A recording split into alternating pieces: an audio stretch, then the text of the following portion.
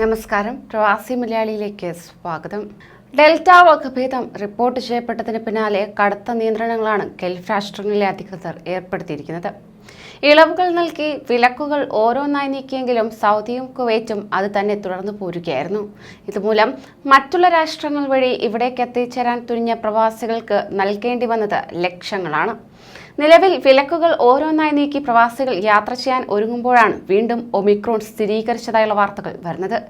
ഇതുമൂലം പ്രവാസികൾ കനത്ത ആശങ്കയാണ് കാണുവാൻ സാധിക്കുന്നത്. ഇപ്പോഴാ കുവൈറ്റിൽ 2 ഡോസ് വാക്സിൻ സ്വീകരിച്ചവർക്ക് യാത്രാ നിയന്ത്രണങ്ങൾ ഏർപ്പെടുത്തരുതെന്ന അഭ്യർത്ഥനയുമായി ട്രാവൽ ഓഫീസേഴ്സ് യൂണിയൻ രംഗത്തെത്തിയിരിക്കുകയാണ്.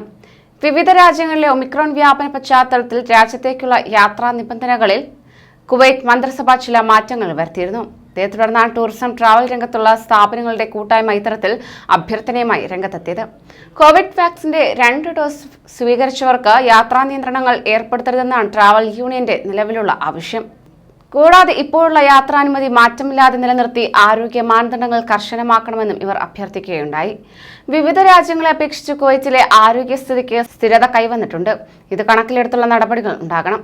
ബൂസ്റ്റർ ഡോസ് സ്വീകരിച്ചവർക്ക് യാത്രാനന്തരം ഹോം ക്വാറന്റൈൻ ഏർപ്പെടുത്തേണ്ടതില്ലെന്ന പഴയ നിയന്ത്രണങ്ങളിലേക്ക് മടങ്ങിയാൽ രാജ്യത്തെ സാമ്പത്തിക മേഖല വീണ്ടും പ്രതിസന്ധിയിലാക്കുമെന്നും ട്രാവൽ ഓഫീസേഴ്സ് യൂണിയൻ വ്യക്തമാക്കുകയും ചെയ്തിട്ടുണ്ട്. 2ാം ഡോസ് വാക്സിൻ സ്വീകരിച്ചു 9 മാസം പിന്നിട്ടവർക്ക് ബൂസ്റ്റർ ഡോസ് നിർബന്ധമാക്കിയിട്ടുണ്ട്.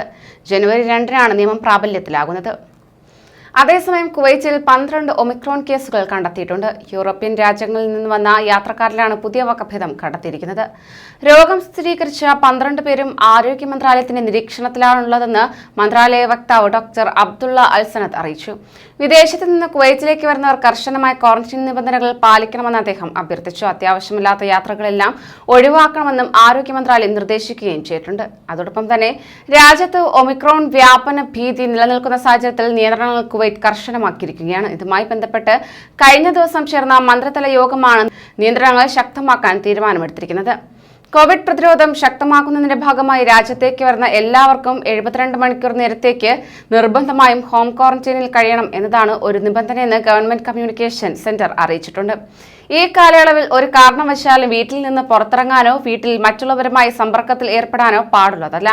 രാജ്യത്തെത്തിയ ഉടനെയും ക്വാറന്റൈനിൽ 72 മണിക്കൂർ തികയുമ്പോഴും PCR ടെസ്റ്റ് നടത്തേണ്ടതാണ്.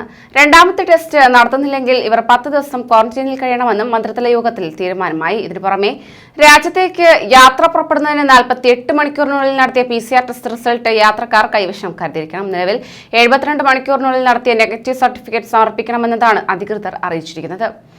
കൂടുതൽ പ്രവാസി വാർത്തകൾക്കായി ഈ ചാനൽ സബ്സ്ക്രൈബ് ചെയ്യൂ.